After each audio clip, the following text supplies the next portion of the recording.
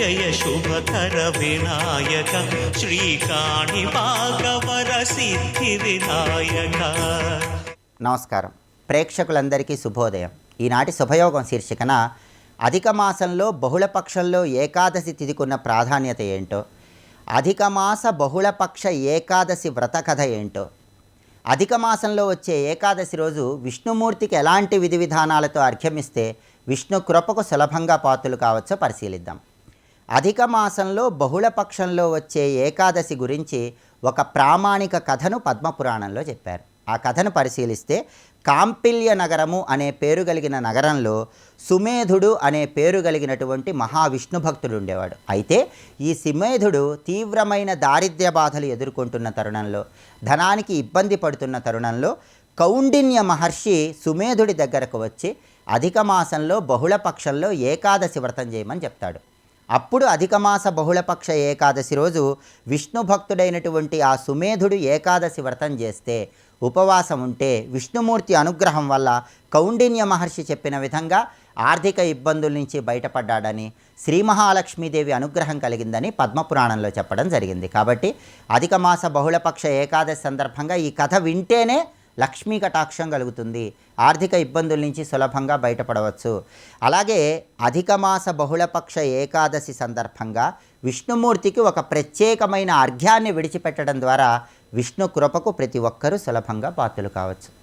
విష్ణువుకి అర్ఘ్యాన్ని ఎలా విడిచిపెట్టాలో విష్ణు ధర్మోత్తర పురాణం ప్రామాణికంగా చెప్తోంది. అధిక మాసంలో వచ్చే ఏకాదశి రోజు ఎవరైతే విష్ణు ధర్మోత్తర పురాణంలో చెప్పిన ఆ శ్లోకం చదువుకుంటూ రాగి పాత్రలో నీళ్లు తీసుకొని పుష్పాలు అక్షింతలు కలిపి ఆ నీళ్లు ఒక పళ్ళెంలో విడిచిపెడుతూ విష్ణువుకి అర్ఘ్యం విడిచిపెడతారో వాళ్ళు విష్ణుమూర్తి సంపూర్ణమైన అనుగ్రహం వల్ల అద్భుతమైనటువంటి శుభ ఫలితాలు అందిపుచ్చుకోవచ్చు. విష్ణు ధర్మోత్తర పురాణంలో చెప్పబడిన ఆ శ్లోకం ఏంటంటే, దేవదేవ జగన్నాథ ప్రణతార్తి వినాశన జ్యేష్ఠాదికే మయా దత్తం గృహాణార్ఘ్యం నమోస్తుతే. ఇది శ్లోకం.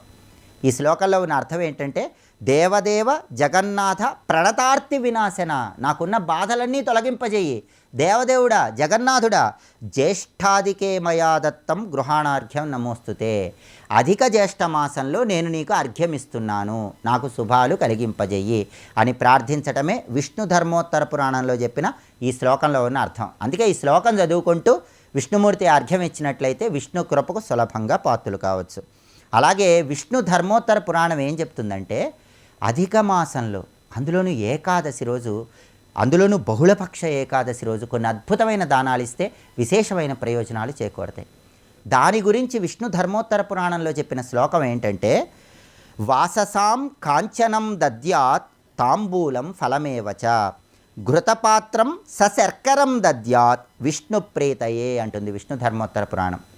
ఈ శ్లోకంలో ఉన్న అర్థం ఏంటంటే, వాససాం అంటే వస్త్రాలు, కాంచనం అంటే బంగారం, దద్యాత్ తాంబూలం ఫలమేవచ పండ్లు ఉంచినటువంటి తాంబూలము, ఘృతపాత్రం సశర్కరం, సశర్కరం అంటే ఆవు నెయ్యితో కూడినటువంటి చక్కెరతో కూడినటువంటి పాత్ర, వీటిని దానం ఇచ్చినట్లయితే విష్ణుమూర్తి తొందరగా అనుగ్రహిస్తాడని విష్ణు ధర్మోత్తర పురాణంలో ఉన్న ఈ శ్లోకం చెప్తోంది. కాబట్టి అధిక మాస బహుళపక్ష ఏకాదశి సందర్భంగా విష్ణు ధర్మోత్తర పురాణంలో చెప్పిన ఈ శ్లోకాన్ని ప్రమాణంగా తీసుకొని వస్త్రాలు కానీ, బంగారం కానీ, తాంబూలంలో పండ్లు ఉంచి ఆ తాంబూలం కానీ, చక్కెరతో కూడినటువంటి ఆవు నెయ్యి పాత్రను కానీ దానం ఇవ్వండి.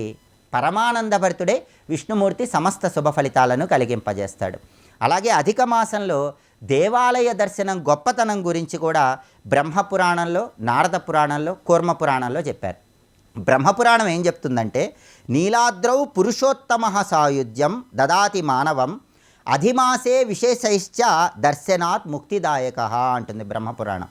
అంటే దీనిలో ఉన్న అర్థం ఏంటంటే, నీలాద్రౌ పురుషోత్తమ సాయుధ్యం దదాతి మానవం, ఎవరైతే నీలాద్రి అంటే సాక్షాత్తు పూరీ జగన్నాథ క్షేత్రము, పూరీ జగన్నాథ క్షేత్రంలో ఉన్న పురుషోత్తముణ్ణి, ఆ జగన్నాథుడిని అధిక మాసంలో దర్శనం చేసుకుంటారో అధిమాసే విశేషైశ్చ దర్శనాత్ ముక్తిదాయక, వాళ్ళకి ఖచ్చితంగా మోక్షం కలుగుతుందని బ్రహ్మపురాణంలో ఉన్న ఈ శ్లోకం మనకు చెప్తోంది. అందుకే ఖచ్చితంగా ఎప్పుడైనా అధిక మాసంలో ఒక్కసారైనా పూరీ క్షేత్రానికి వెళ్ళి పూరీ జగన్నాథ స్వామిని దర్శనం చేసుకోవాలి. అలాగే నారద పురాణం ఏం చెప్తుందంటే, ఇంకొక అద్భుతమైన శ్లోకం నారద పురాణం చెప్తుంది. పురుషోత్తమ క్షేత్రంచ గత్వా పశ్యేత్ గదాధరం బ్రహ్మలోకమవాప్నోతి నాత్రకార్య విచారణ అంటుంది నారద పురాణం.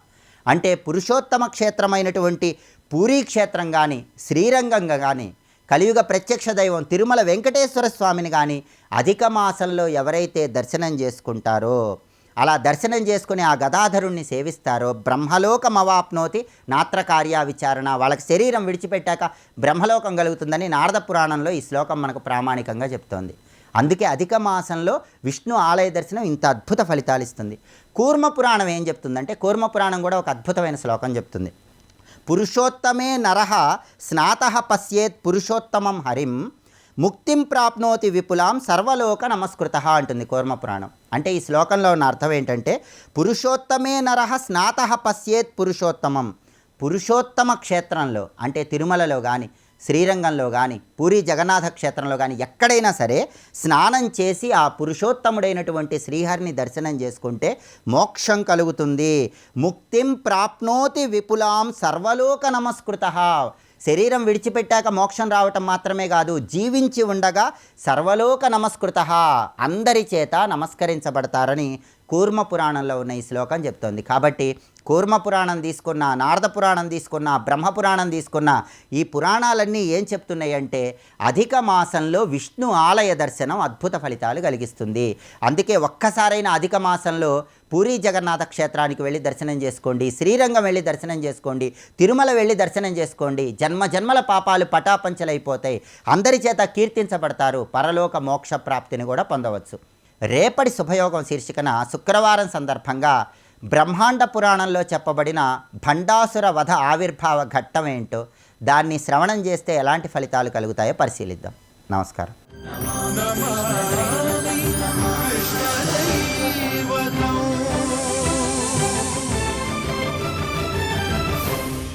వైకుంఠాన్ని భూమి మీద పెడితే అక్కడ కొంతకాలం ఉండాలనుందన్నాం. ఆ వైకుంఠమే మధుర అయ్యింది, నువ్వు ఉగ్రసేనుడు అయ్యావు. మధుర అదే తర్వాత నేను ద్వారకగా చేశాను, కానీ ఉగ్రసేనుడుగా అతడే అవతరించాడు. ఆ మరుచక్రవర్తి ఆ వాసన బట్టి నీకు ఇప్పుడు ఇవాళ యజ్ఞాలు చేయాలనిపించింది.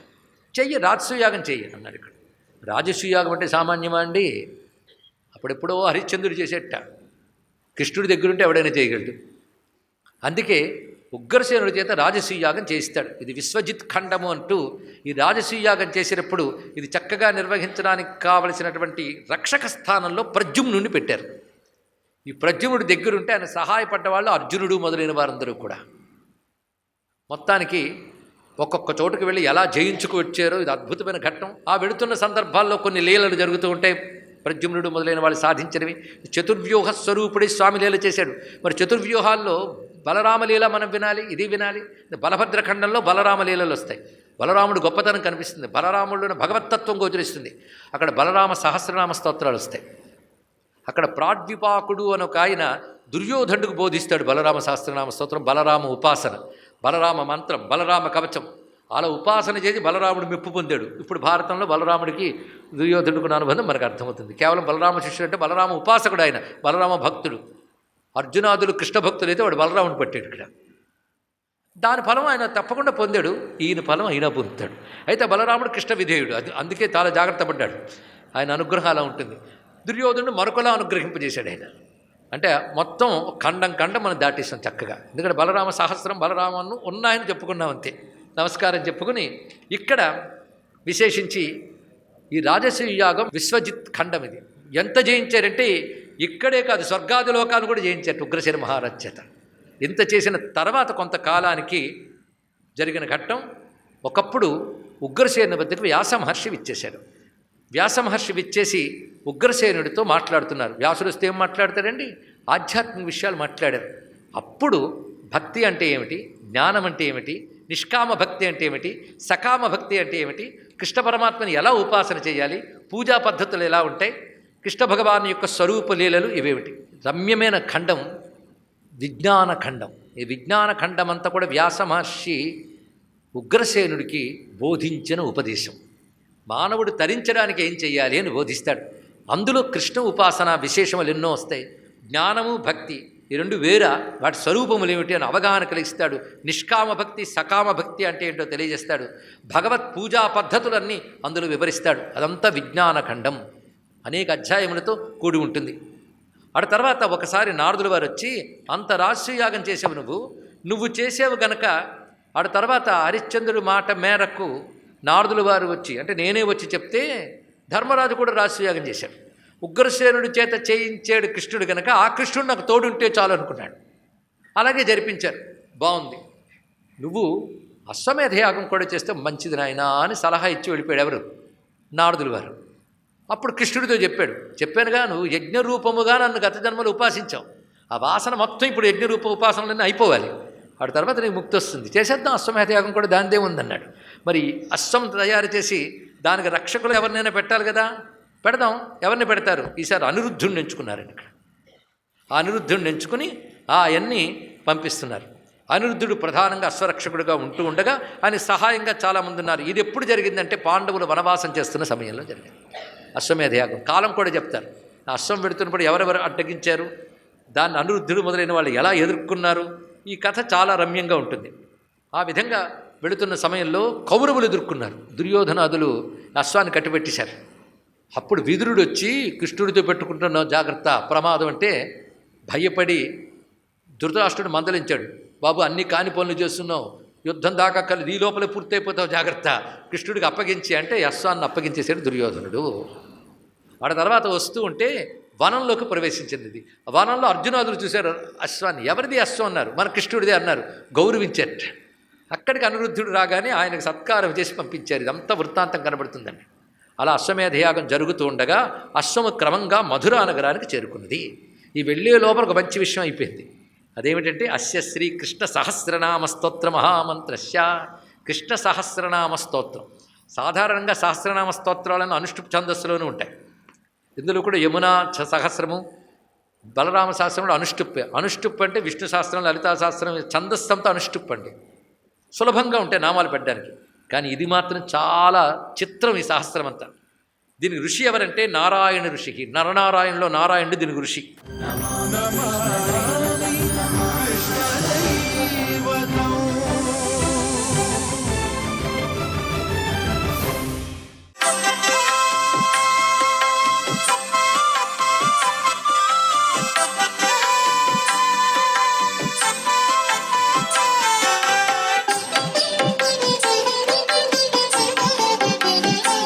ఓం నమో నారాయణాయ, ఓం నమః శివాయ, శ్రీమాత్రే నమః. ఏకాదశి పర్వదినం నాడు తప్పనిసరిగా ఉపవాస వ్రతం ఉండాలి. అసలు ఉపవాసాలు ఎందుకు అండి అని కనుక ఆలోచన చేస్తే, శారీరక రుగ్మతల నుంచి బయటపడటానికి ఉపవాసాలు చాలా అవసరం. దానికి తోడుగా దైవ చింతన తత్పరత కలిగినటువంటి గొప్ప తిథుల యొక్క ప్రభావం కూడాను మన మీద పనిచేస్తుంది. ఏకాదశి తిథి నాడు ఉపవాసం కనుక ఉన్నట్లయితే సాక్షాత్తు పరంజ్యోతి పరమాత్మతత్వంలో విరాజిల్లేటువంటి అంతర్యామి మన మనసుకి చెడు తలంపులు, చెడు ఆలోచనలు లేకుండా ఉపవాసం ఉండటం చేత మనసంతా కూడాను విష్ణు తత్వరీత్యా ఆ స్వామి వైపు మొగ్గు చూపటానికి ఆస్కారం ఉంటుంది. ఉపవాసము అంటే భగవంతునికి దగ్గర కావటము అని అర్థం. సమీపంగా వెళ్ళటం అంటే మన మనస్సు ఎప్పుడూ కూడాను భగవంతుని యొక్క లీలామృత తత్వానికి దగ్గరగా వెళ్ళాలి. అలా వెళ్ళినట్టయితే మనసు ప్రశాంతంగా ఉంటుంది. అన్నిటికీ మూలం మనసే. ఆ మనస్సాక్షిని జాగ్రత్తగా సంరక్షించుకోవాలంటే ఇటువంటి ఏకాదశి నాడు ఉపవాసం ఉండండి. ఇలా ఉపవాసం ఉండటం వలన త్రికరణ శుద్ధి కలుగుతుంది. మీకు త్రికరణ శుద్ధి కలుగునట్టు దీవెన నిమ్ము అన్న చందంగా త్రికరణ శుద్ధితో మనసంతా కూడాను దేవునిపైన లగ్నం చేయటం వలన ఇటు ఆరోగ్యము, అటు ఐశ్వర్యము, ఈ రెండు కూడాను సరిసమానంగానే మనకు వస్తాయి సుమా అని చెప్పేసి మనకు శాస్త్రం తెలియజేస్తోంది. సర్వే జనా సుఖినో భవంతు.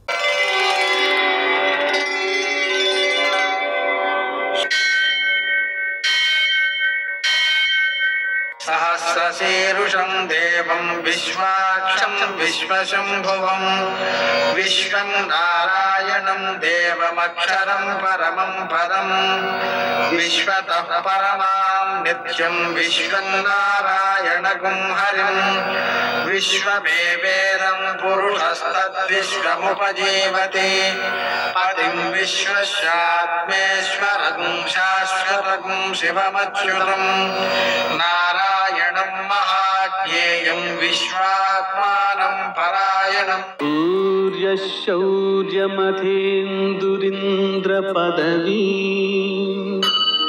सन्मङ्गलं मङ्गलम्। నమస్తే భగవన్ దేవదత్తాత్రేయ జగత్ప్రభో సర్వబాధా ప్రశమనం కురు శాంతిం ప్రయచ్చమే. నేటి కాలమాన విశేషాలను గమనిద్దాం.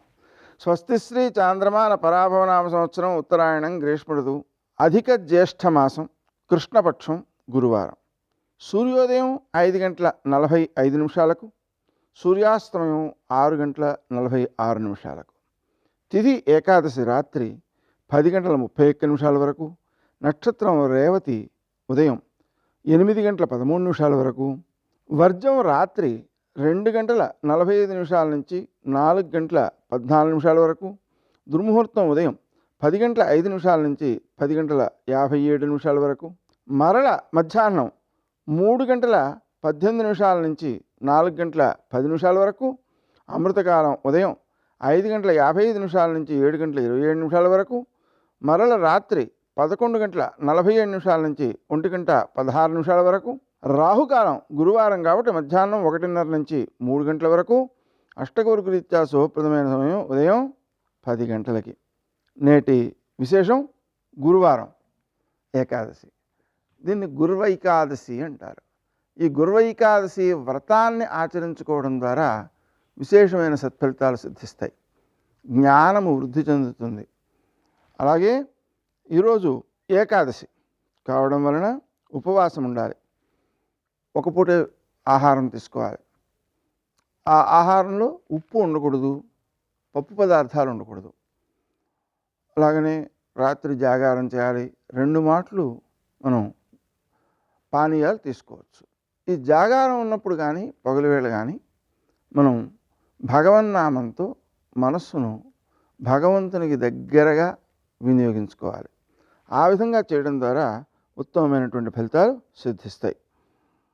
విశేషించి గుర్వైకాదశి వ్రతం ఉంది కాబట్టి ఈరోజు ఎక్కువ సత్ఫలితం సిద్ధిస్తుందన్నమాట. నేటి ఆణిమిత్యాలు.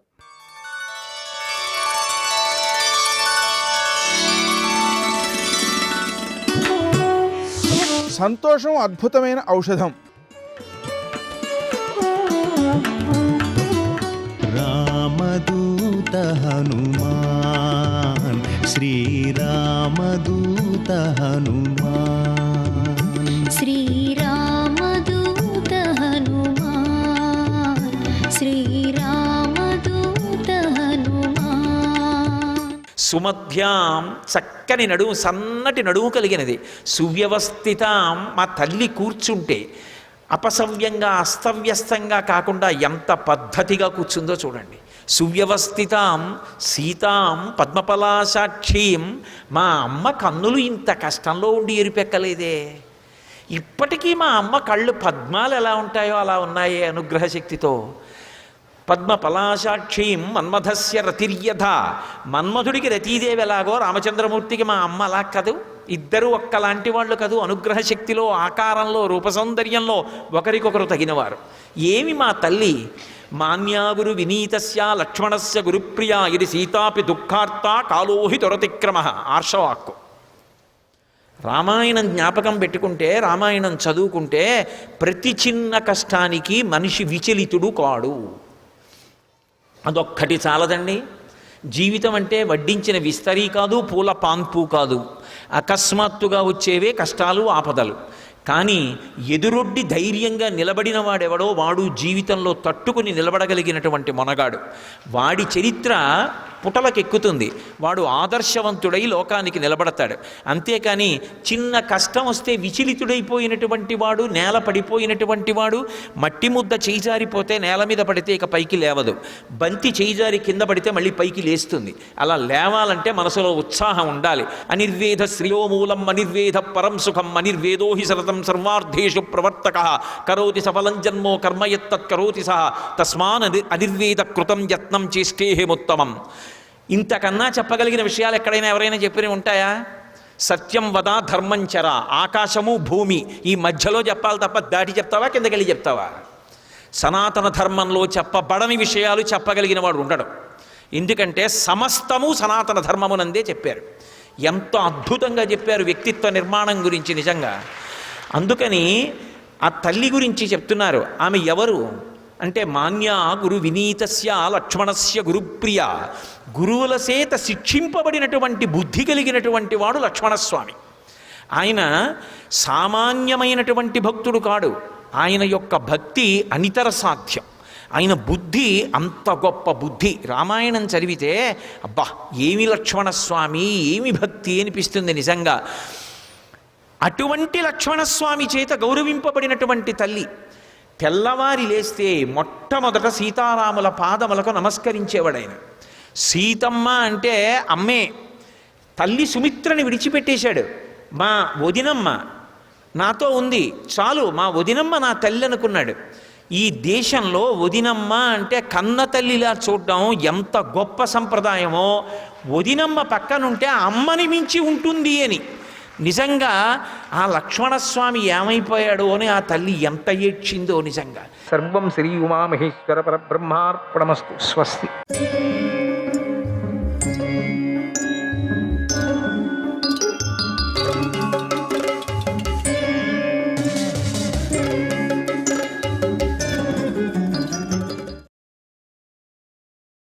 లోకాన్ని అనుగ్రహించటం కోసం, ధర్మం కోసం ఆయన సూర్య తేజస్సుతో శ్రీరాముడిగా జన్మించి గొప్ప కీర్తిని సంపాదించాడు.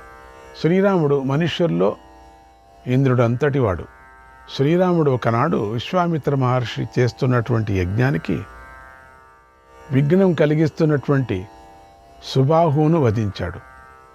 అలాగే మారీచుణ్ణి బాణంతో కొట్టి తీవ్రంగా గాయపరిచాడు.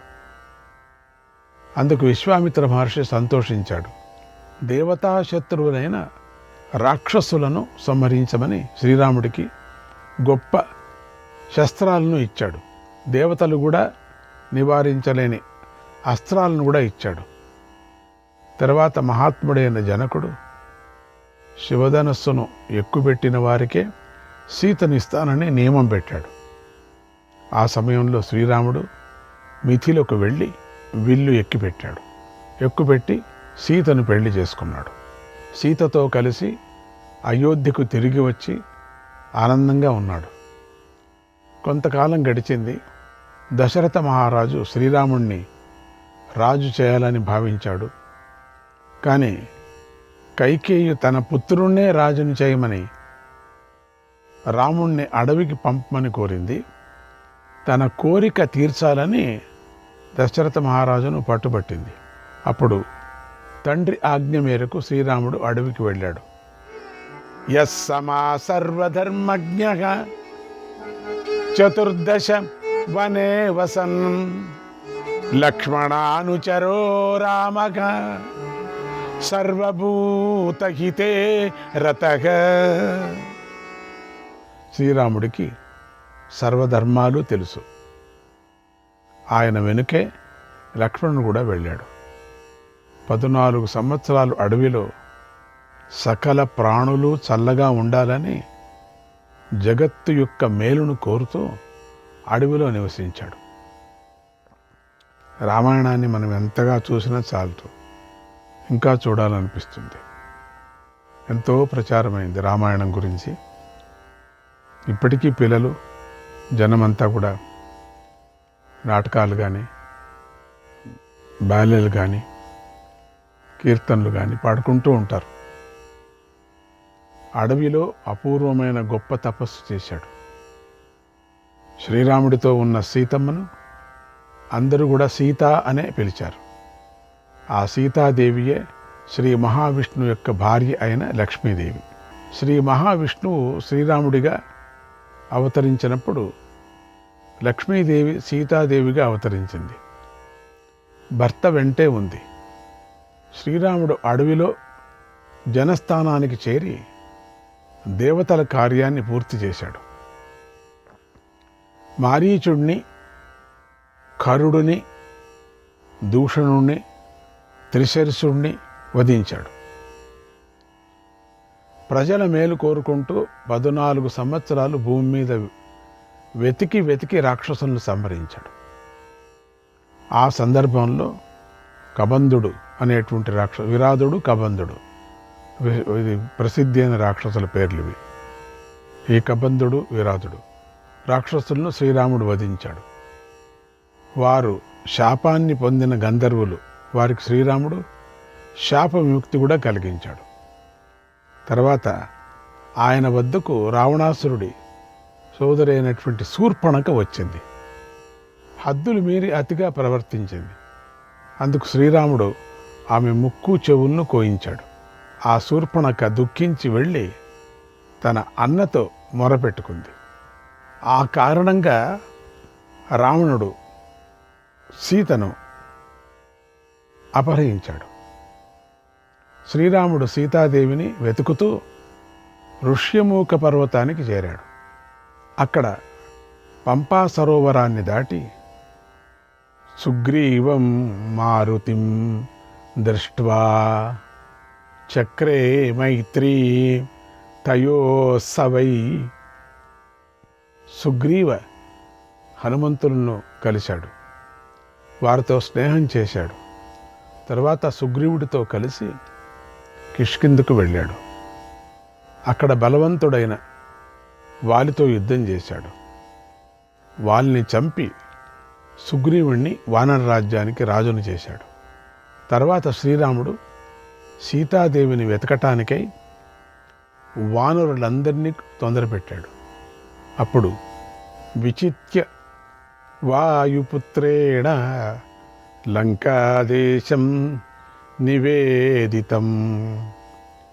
వాయుపుత్రుడైన హనుమంతుడు శ్రీరాముడి ఆజ్ఞను పాటించి సీతాదేవికై వెతికాడు. సీతాదేవి లంకలో ఉందని శ్రీరాముడికి చెప్పాడు. శ్రీరాముడు సముద్రానికి సేతువు కట్టి వానరులతో కలిసి లంకలోకి అడుగుపెట్టాడు. ఆ లంకలో రావణాసురుడు ఉన్నాడు. ఆ రావణాసురుణ్ణి దేవతలు, నాగులు, అక్కడ ఎవరెవరంటే 4 చుట్ల కూడా, అంటే 4 ప్రాకారాల్లో దేవతలు, నాగులు, యక్షులు, రాక్షసులు, మరి పక్షులు కూడా ఎదిరించలేరు, వధించలేరు. వాడు దుర్జయుడు. రావణాసుడు ఎప్పుడూ తన రాక్షస సేనతో కలిసి ఉన్నాడు. ఆయన ప్రాకారమే అటువంటిది. ఎవరు లోపలికి వెళ్ళలేరు, ఎవరు ఎదిరించలేరు.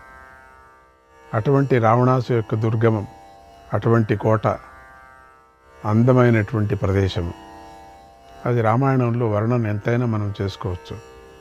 మీరంతా విన్నారు. వరదాన గర్వంతో మదించి ఉన్నాడు రావణాసుడు. దేవతలకు కూడా అజేయుడై ఉన్నాడు. ఆ లోకకంటకుడు మంత్రులతోనూ వంశీయులతోనూ కలిసి ముల్లోకాలను ముప్పు తిప్పులు పెట్టాడు.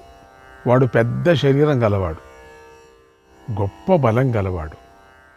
అటువంటి రావణాసురుణ్ణి శ్రీరాముడు యుద్ధంలో రాక్షసగణ సహితంగా వధించాడు. తర్వాత మహాత్ముడైన విభీషణుడికి పట్టాభిషేకం చేశాడు. అభిషిచ్య తత్రైవ అమరత్వం దదౌ తదా. లంకకు అధిపతిగా పెట్టి రాక్షస రాజుగా చేసి అక్కడే అతడికి అమరత్వాన్ని కూడా ఇచ్చాడు. నువ్వు చిరంజీవిగా ఉంటావు అని వరమించాడు. తర్వాత సీతాదేవితో కలిసి శ్రీరాముడు పుష్పకాన్ని ఎక్కి తన వారితో కలిసి అయోధ్యకు వెళ్ళి ధర్మంగా రాజ్యాన్ని పాలించాడు. ఆ తర్వాత రాముడి ఆదేశం మేరకు శత్రుఘ్నుడు లవణాసురుణ్ణి సంహరించాడు. అనంతరం ధర్మాత్ముడైనటువంటి శ్రీరాముడు లోకహితం కోసం ఎన్నో సత్కర్మలను కూడా ఆచరించాడు. యథావిధిగా రాజ్యాన్ని పాలించాడు. సరియూ నదీ తీరంలో జారుధి అనే ప్రదేశంలో 10 అశ్వమేధ యాగాలు చేశాడు. ఆ సమయంలో ఎవరు అశుభమైన మాటలను వినలేదు, ఎవరి ప్రాణాలు నశించలేదు. శ్రీరాముడు ధర్మంగా రాజ్యాన్ని పాలిస్తూ ఉండగా ధనానికి లోటు లేదు. నీటి వల్ల కానీ నిప్పు వల్ల కానీ ప్రాణులకు భయం కలగలేదు. భర్తలను కోల్పోయిన స్త్రీలు లేరు. స్త్రీలందరూ ముత్తైదువులుగానే ఉన్నారు. అందరూ కూడా అక్కడ ఉండేటువంటి స్త్రీలందరూ కూడా. అలాగే అనాథులైన స్త్రీలు లేరు. అందరూ ఏ దుఃఖాలు లేకుండా సంతోషంగా ఉన్నారు. ఇది ఫలశ్రుతిలో చాలా బాగా చెప్తారు. ఇది చాలా అద్భుతంగా ఉంటుంది. శ్రీరాముడి రాజ్యం ఎటువంటిది అనేది ఇంతట్లో తెలుస్తుంది. ఈ కొనాలో ఫలశ్రుతిలో చాలా బాగా తెలుస్తుంది. ఏ దుఃఖాలు లేకుండా సంతోషంగా ఉన్నారు. శతశ్లోకి రామాయణాన్ని వింటే మీరు దాన్ని పారాయణంగా చేయండి, బాగుంటుంది. అది మీకు ఇవన్నీ తెలుస్తాయి. శ్రీరాముడి పాలనలో అందరూ తృప్తిగా జీవించారు. తమ కట్టుబాట్లను పాటించారు. ప్రజల వ్యవసాయం చేసుకున్నారు. అంటే ఆ సమయంలో శ్రీరాముడు రాజ్యం చేస్తున్నప్పుడు వృద్ధులు ఉండగా చిన్నవారు చనిపోలేదు. ఆ సమయంలో వృద్ధులు ఎదురుగా, ముసలాళ్ళు ఎదురుగా చిన్నవాళ్ళు ఎవరూ చనిపోలేదు. క్షత్రియులను ధనికులు సేవించారు. క్షత్రియులు ధనికులను పీడించేవారు కాదు, ప్రేమతో ఆదరించేవారు. పురుషులు తమ భార్యలను అవమానించేవారు కాదు, ఆదరించేవారు. స్త్రీలు తమ భర్తలను అవమానించేవారు కాదు, అవహేళన చేసేవారు కాదు, గౌరవించేవారు, అభిమానించేవారు, అవమానం చేసేవాళ్ళు కాదు. ప్రజలు మాత్రం ఎక్కువగా వ్యవసాయమే చేసుకునేవారు. ఎక్కువగా వ్యవసాయమే ఉండింది అప్పుడు. అరోగాఘ ప్రాణినోప్యాసన్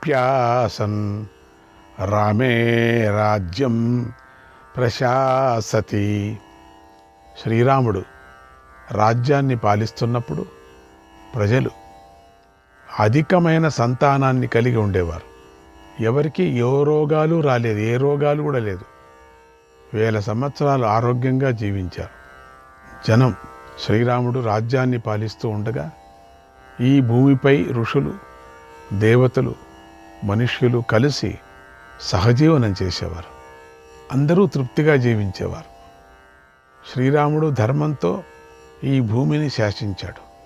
తపస్వీ వా భవన్ సర్వే సర్వే ధర్మ మనువ్రతాః పృథివ్యాం ధార్మికే తస్మిన్ రామే రాజ్యం ప్రశాసతి.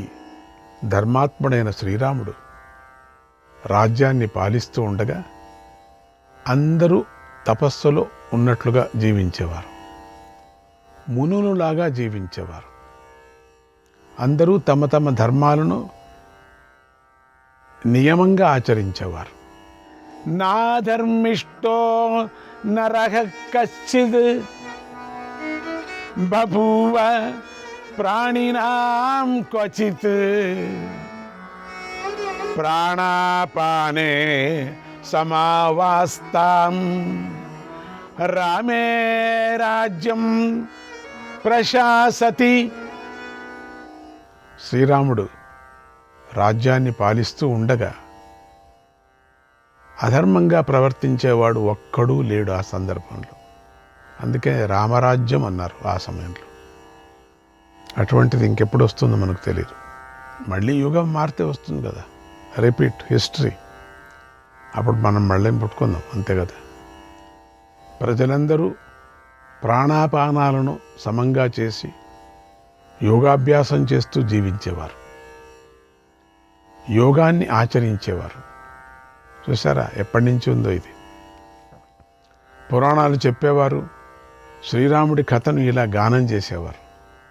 శ్రీరాముడు నల్లని వాడు, యువకుడు, ఎర్రని కన్నులవాడు, పొడవైన చేతులు గలవాడు, అందమైన ముఖం గలవాడు, సింహం వంటి స్కంధాలు గలవాడు, మహాబలవంతుడు. ఆ శ్రీరాముడు 11,000 సంవత్సరాలు రాజ్యభోగాలను అనుభవిస్తూ ఈ భూమిని పాలించాడు. రామో రామో రామగితే, రామో రామో రామగితే, ప్రజాన బభవన్ కథాగా, రామభూతం జగదిదం, రామే రాజ్యం ప్రశాసతి. ప్రజలు ఎలాంటి సందర్భంలో కూడా మాటలలో రామ రామ రామ అనే పిలిచేవారు. పిల్లలకంతా అదే పేరు పెట్టుకొని, మొదటి రామ, రెండవ రామ, మూడవ రామ అని మగపిల్లలు 5 పుడితే 5గురికి 1వ రామ, 4వ రామ, 5వ రామ అనేవాళ్ళు, కానీ వేరే పేర్లే పెట్టేవారు కాదు. చిన్నపిల్లలకు అంత కౌసల్య, సీత ఇట్లా పేర్లు పెట్టేవారు ఆడపిల్లలకి. ఇది ఆ రామరాజ్యంలో ఉండేది. ప్రతి ఇంట్లో ఎప్పుడు రామ రామ రామ అంటూనే ఉండాలంతే. ప్రతి సందర్భంలోనూ వాళ్ళు సాకిన ప్రాణులు కూడా రామ రామ అంటూ ఉంటాయి. ఆ శ్రీరాముడు రాజ్యాన్ని పాలిస్తూ ఉండగా ఈ జగత్తంతా రామమయమే అయిపోయింది. సర్వం రామమయం జగత్. విప్రులలో 4 వేదాలు చదివిన వారే ఉన్నారు. అంత గొప్ప పాలకుడైన శ్రీరాముడు దేవతల కోసమని దేవకార్యాన్ని చేశాడు. రావణాసురుడు దేవతలకు, గంధర్వులకు, నాగులకు శత్రువు. పూర్వం సకల జాతులకు అపకారం చేశాడు. ఆ రాక్షసుణ్ణి మానవుడైన శ్రీరాముడు రాక్షస గణంతో సహా సంహరించాడు. దేవలోకానికి చేరి విష్ణువై ప్రకాశించాడు. విష్ణువే ఆ విధంగా వచ్చాడు. మనిషి విష్ణువు అయ్యాడు అని చెప్పడానికి కూడా బాగుంటుంది. ఇది కూడా అంటే అంతగా ఎదగాల మనిషి. మనిషి శ్రీరాముడిలాగా ఎదగాల. ఆడవాళ్ళు అంతనే సీతలాగా ఎదగాల. అంటే అటువంటి తేజోమయమైనటువంటి శ్రీరాముడు మానవ అవతారం నుంచి పైకి వెళ్ళాడు. పైనుంచి కిందికి వచ్చాడనే బదులు కింది నుంచి పై.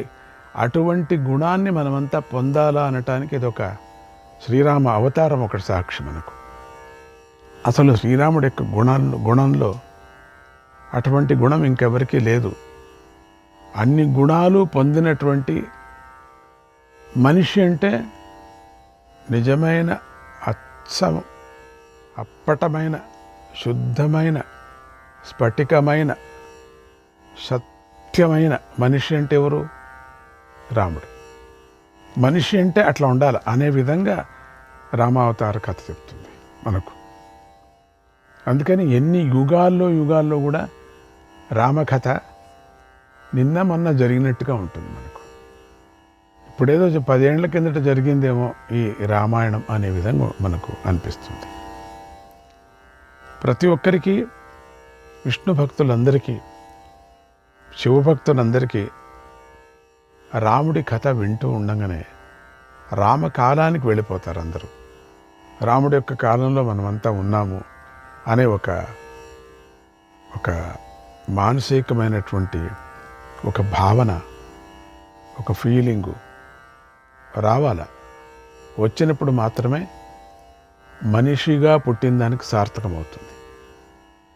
అందుకనే ప్రతి సందర్భంలోనూ మనం శ్రీరాముడి కథను విశేషంగా మన ఇండియన్సే కాదు, సమస్త జగత్తులో ఉండే భక్తులందరూ ఎక్కడెక్కడ ఎవరెవరు ఉన్నారో అందరూ అర్థం కావటానికి ఊరికి ధర్మాన్ని విచారించుకొని పేరు పెట్టుకున్నాం అంతేగాని దైవ భక్తులు వాళ్ళందరూ కూడా శ్రీరాముడు అంటే ఎంతో ఇష్టపడతారు. రామకథ అంటే ఇష్టపడతారు చాలా. ఇలా శ్రీ మహావిష్ణువు దశరథనందుడై అంటే మనిషి అవతారం. భీష్ముడు చెప్తున్నాడు అందరికీ, శిశుపాలుడికి, ధర్మరాజుకి అందరికీ చెప్తున్నాడు.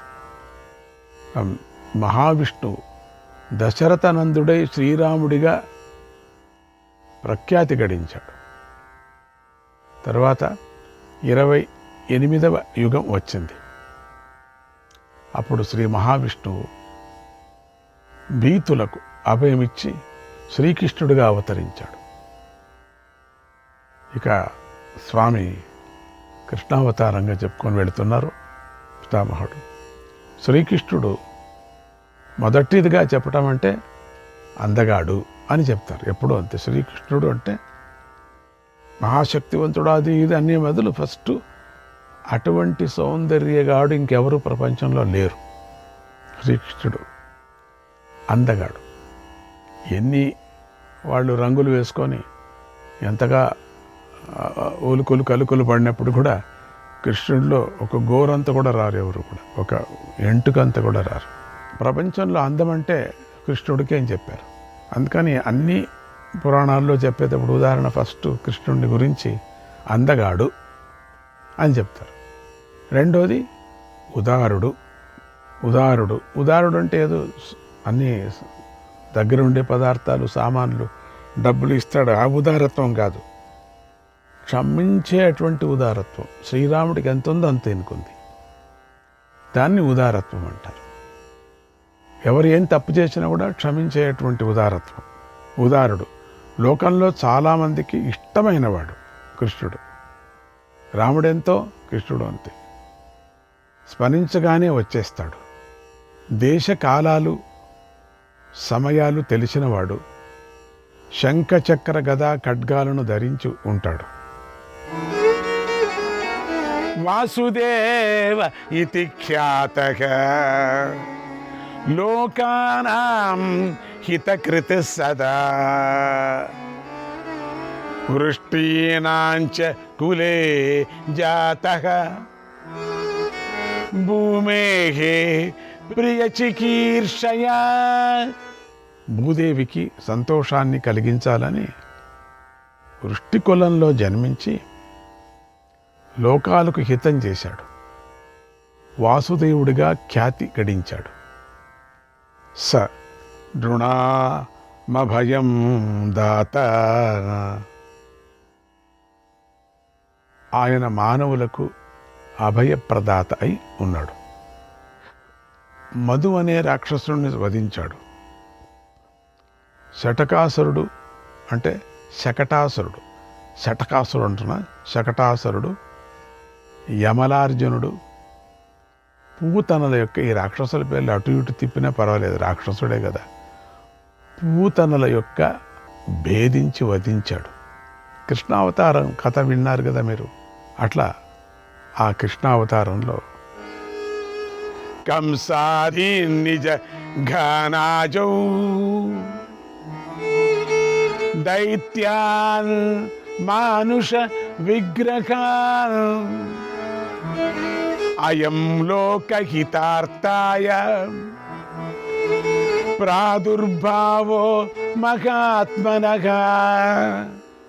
మనుష్యుల రూపంలో ఉన్న కంసాది రాక్షసులను యుద్ధంలో సంహరించాడు. ఆ మహాత్ముడే శ్రీకృష్ణుడు.